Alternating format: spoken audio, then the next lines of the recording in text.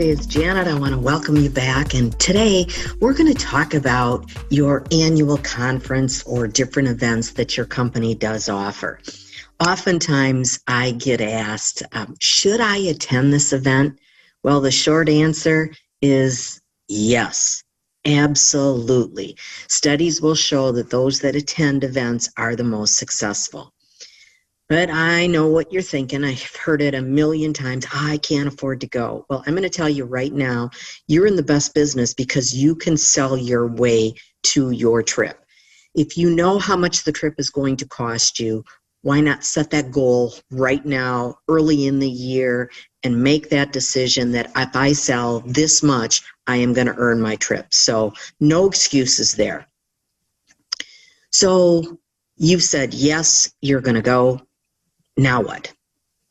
Well, the planning really starts before you get there. It's not ad hoc. You really want to be prepared. It's like when you go on vacation. You know what you're going to do while you're on vacation. You've pre-planned it. Your conference is really the same thing. Before you go, you have to decide what your objective or objectives are. So for example, if one of the things you want to make sure that you're going to do is learn about the new products, because it is that time of the year where they often talk about, the big new product launches. Oftentimes it's coordinated with fourth quarter, which is your biggest selling session. So make sure that you develop that plan of action and decide what you really want to learn. Maybe your objective is, I want to learn everything that I can about building my team, okay? Get the ideas there, develop a plan of action, and then just be full on with it. And then, of course, you're there to network. You want to meet people. You want to get ideas. That's what it's for. So the time really is to start planning before you even get going. So it goes without saying that those that are the most successful in this business influence their team members to go with them. Now, maybe you don't have a team, but if you do have a team, you definitely want to get as many people as you can to go along with them. You're kind of like their den mother or father. You want to make sure that you're not spending all your time with them. You're not there to babysit, but you want to make sure that they're feeling important and welcome as well. If your team members haven't said yes yet, your responsibility, if you want to really be successful, you should have those individual conversations with the key people. Don't try to talk anybody into it. If they say, I'd really like to go, but I can't afford it, you know what? Let's put a plan together and I'll help you to get there. So you've got a group that says yes. Maybe it's not even on your team, but it's a group of you that are going to go together. Before you even go to your conference, you should have a meeting, pre-planned meeting.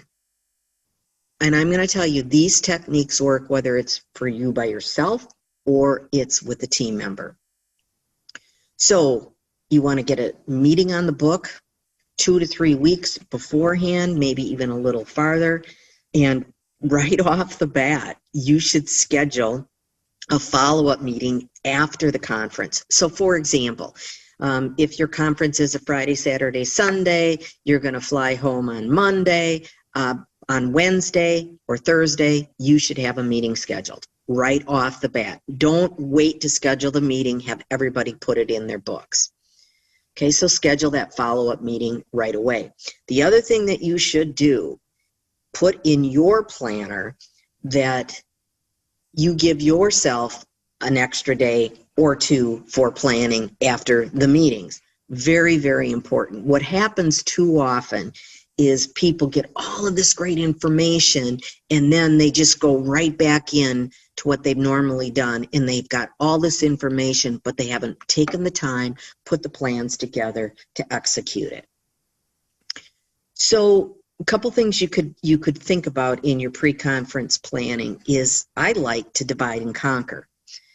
In other words, you've got this so much information and you kind of get on the information overload. So you could actually divide and conquer. So maybe this person is going to learn everything that they can about a particular product line. Maybe they're going to learn everything they can about being a strong leader. Whatever it is, divide it out. And then when you have that post-event meeting, they're going to report out. So they're going to know it inside, outside, backwards, forward, and they're going to give it to you. And when you really win is when they've put a plan of action together that they share with everybody. So you don't have to come up with everything. You know, you have your area responsibility. You take it to the nines, do an incredible job. And if everybody does that, imagine how your business is going to flourish. Talk about saving time. Is really great, works really, really well when it comes to new products. I think it's such a key. If your number one objective is to grow your team, make sure that that is where your focus is. We have this tendency to try to get everything, and you just gotta realize you're not going to be able to do it. You've got to decide up front what your biggest opportunity is, what your biggest challenge is, and focus on learning about that and how to solve that problem. This is the same thing when it comes to building a team. This is divide and conquer. Now, while you're there, a couple of other tips. I see this all the time. Don't hang with the same people. You've got to change it up. You know, you could see your friends back home. Yes, you're excited to see them, but remember, you are there for education. So my challenge to you would be to set a certain number. You set your own personal goal. I'm going to meet 3 new people today. I'm going to get all their contact information. And after the event, I'm going to network with them as well. So if there are certain people that you want to meet, that maybe you've been talking with on social media, make that list and make it a point to meet them. And really and truly, all of this networking, the magic happens after the event is over, not right there. Now, it goes without saying, you got to take really, really good notes. You know, I take a folder with me so I can put everything in there. So I stay organized while I'm there. Don't necessarily look at everything, but I have a folder of everything that I've collected. And then the next thing that I do is I have a notebook and I take good notes. I just take lots and lots and lots of notes. You want to stay organized because otherwise, once again, you'll be overwhelmed. I keep those notebooks. I keep them from years back, and it always has good points of reference. Even if the product is not current, doesn't matter. I've got the ideas in there. When you're there, be 100% focused. You're not there to party. Well, maybe you are, but you're there to learn. That's what you've made the investment for. While you're there, be 100% engaged. Be polite. Listen to the speakers. Listen and take notes. Be fully engaged. One thing that I always say is be 100% professional. Don't talk while speakers are on stage. Okay, remember, your team is watching you. They're going to do what you do. When you're on stage, you don't want people in the audience talking. You want to be listening. As you meet people, as you are with your team members, always make them feel special. And this is my biggie. Dress professionally. Now, even if the dress code is jeans and a t-shirt, is that how you want to look? Dress professionally. I'm not saying a suit and tie, but you certainly want to be professional. You'll notice this. The top producers, even if they're not on stage, are always dressed 1 or 2 steps above everybody else. So if that's where you want to be, dress like them. You're just going to feel so much better. Like I said, even if you're not better or not there yet, when you dress professionally, you feel professional and you become professional. So now you've flown home. And the biggest challenge afterwards is, I have got so much information, I don't know what to do with it. Okay, the biggest mistake that people make is they try to do them all. Well, guess what? You can. So just know that right off the bat. So when you get home, this is part of your planning, is that you want to decide on 1 to 2 things that you're going to do full on, depending on which category you're going to take. Now, if you're going to do one of each, so maybe it's one in this category, this category, this category, but no more than 3 things. No more than 3 things. You can't do them well. You're going to get a lot of good ideas. And that's why I save those notebooks and I refer back to them later.